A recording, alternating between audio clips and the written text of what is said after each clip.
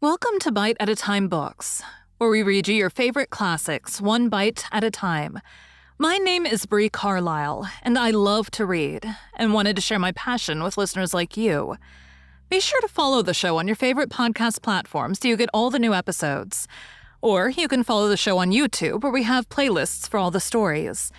You can find us on all the social medias at Bite at a Time Books, or on our website, biteatatimebooks.com, where you can also sign up for our newsletter for more information on what we're reading and what's coming next for the podcasts. We're part of the Bite at a Time Books Productions Network. If you'd also like to hear what inspired your favorite classic author to write their novels, and what was going on in the world at the time, check out the Bite at a Time Books Behind the Story podcast, Tuesdays, wherever you listen to podcasts. Today we'll be continuing Dracula by Bram Stoker. Chapter 21. Bite 3. After a while, her sobs became less frequent and more faint. And then he said to me, speaking with a studied calmness which I felt tried his nervous power to the utmost, "And now, Dr. Seward, tell me all about it. Too well I know the broad fact. Tell me all that has been." I told him exactly what had happened, and he listened with seeming impassiveness. But his nostrils twitched, and his eyes blazed as I told how the ruthless hands of the Count had held his wife in that terrible and torrid position, with her mouth to the open wound in his breast. It interested me, even at that moment, to see that whilst the face of white-set passion worked convulsively over the bowed head, the hands tenderly and lovingly stroked the ruffled hair. Just as I had finished, Quincy and Godalming knocked at the door. They entered in obedience to our summons. Van Helsing looked at me questioningly. I understood him to mean if we were to take advantage of their coming, to divert, if possible, the thoughts of the unhappy husband and wife from each other, and from themselves. So, on nodding acquiescence to him, he asked them what they had seen or done. To which Lord Godalming answered, I could not see him anywhere in the passage, or in any of our rooms. I looked in his study, but though he had been there, he had gone. He had, however. He stopped suddenly, looking at the poor drooping figure on the bed.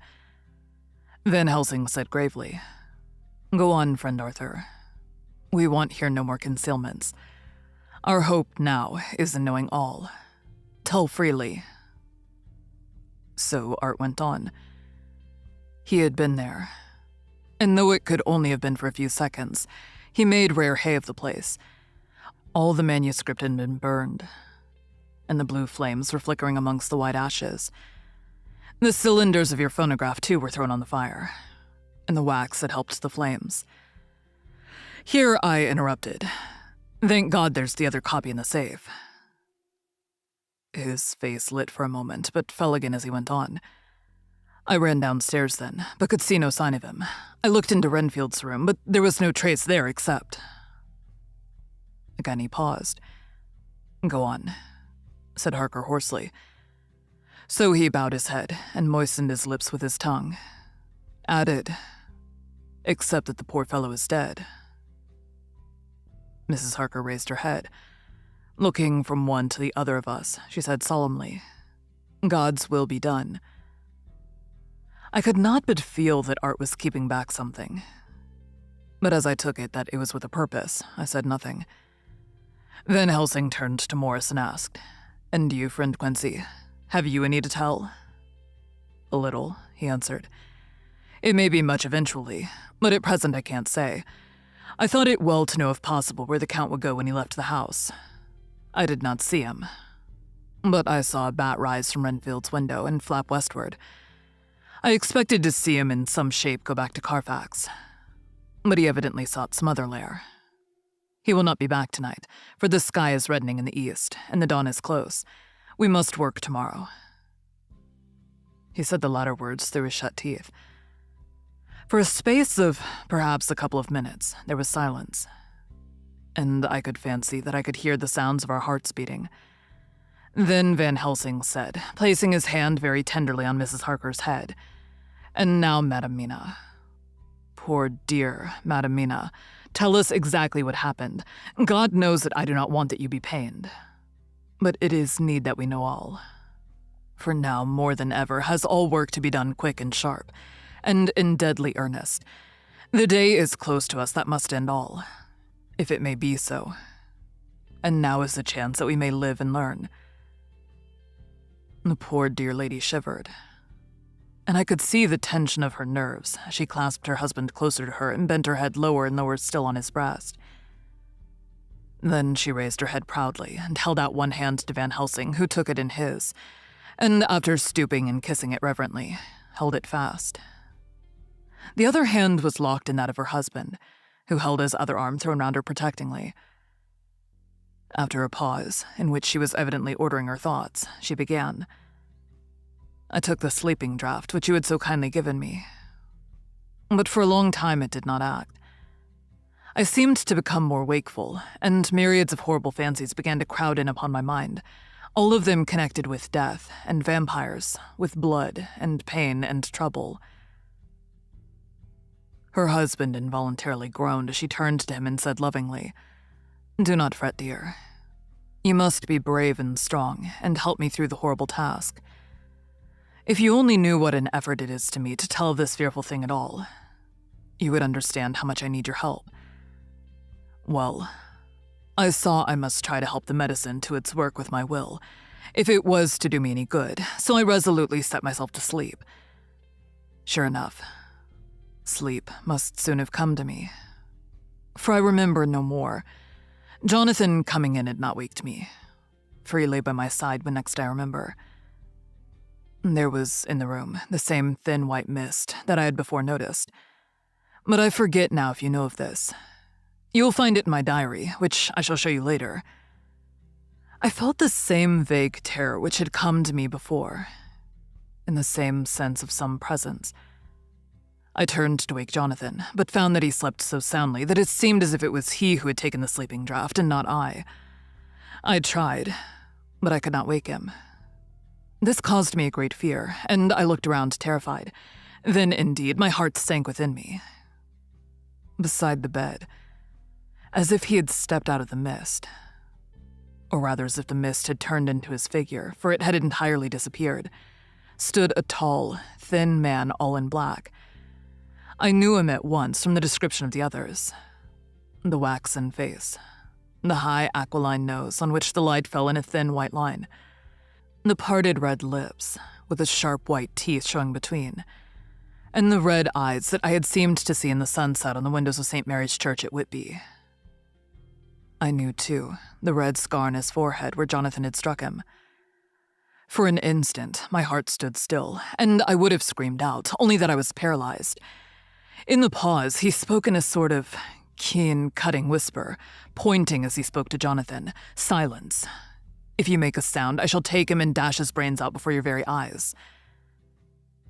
I was appalled, and was too bewildered to do or say anything. With a mocking smile, he placed one hand upon my shoulder, and holding me tight, bared my throat with the other, saying as he did so, "First, a little refreshment to reward my exertions. You may as well be quiet. It is not the first time, or the second, that your veins have appeased my thirst." I was bewildered, and strangely enough, I did not want to hinder him. I suppose it is a part of the horrible curse that such is, when his touch is on his victim. And oh, my God, pity me. He placed his reeking lips upon my throat. Her husband groaned again. She clasped his hand harder and looked at him pityingly, as if he were the injured one, and went on. I felt my strength fading away, and I was in a half swoon. How long this horrible thing lasted, I know not, but it seemed that a long time must have passed before he took his foul, awful, sneering mouth away. I saw it drip with the fresh blood. The remembrance seemed for a while to overpower her, and she drooped and would have sunk down but for her husband's sustaining arm. With a great effort, she recovered herself and went on. Then he spoke to me mockingly. "And so you, like the others, would play your brains against mine. You would help these men to hunt me and frustrate me in my designs. You know now, and they know in part already, and will know in full before long, what it is to cross my path. They should have kept their energies for use closer to home. whilst they played wits against me who commanded nations and intrigued for them, and fought for them hundreds of years before they were born. I was countermining them. And you, their best beloved one, are now to me flesh of my flesh, blood of my blood, kin of my kin, my bountiful winepress for a while, and shall be later on my companion and my helper. Ye shall be avenged in turn, for not one of them but shall minister to your needs. But as yet, you are to be punished for what you have done. You have aided in thwarting me. Now you shall come to my call. When my brain says come to you, you shall cross land or sea to do my bidding, and to that, end this. With that, he pulled open his shirt, and with his long, sharp nails, opened a vein in his breast. When the blood began to spurt out, he took my hands in one of his, holding them tight, and with the other, seized my neck and pressed my mouth to the wound, so that I must either suffocate or swallow some of the... Oh my God, what have I done? What have I done to deserve such a fate? I who have tried to walk in meekness and rightness all my days. God, pity me. Look down on a poor soul in worse than mortal peril, and in mercy pity those to whom she is dear. Then she began to rub her lips, as though to cleanse them from pollution.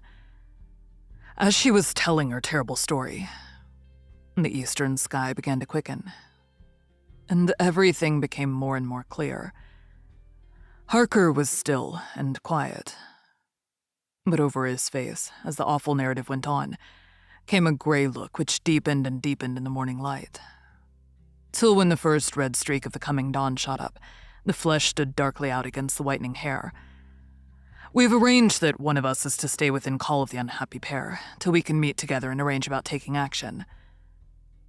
Of this, I am sure. The sun rises today, on no more miserable house in all the great round of its daily course. Thank you for joining Bite at a Time Books today, while we read a bite of one of your favorite classics. Again, my name is Bree Carlile, and I hope you join us tomorrow for the next bite of Dracula. If you enjoyed our show, be sure to follow us so you get all the new episodes. We would also love for you to drop us a rating on your favorite podcast platform. You can catch us on all the social medias at Bite at a Time Books, or check out our website, biteatatimebooks.com, where you can sign up for our newsletter. Our show is part of the Bite at a Time Books Productions Network. If you would also like to hear about the authors who write the books we read on the show, check out the Bite at a Time Books Behind the Story podcast, wherever you listen to podcasts, or on biteatatimebooksbehindthestory.com.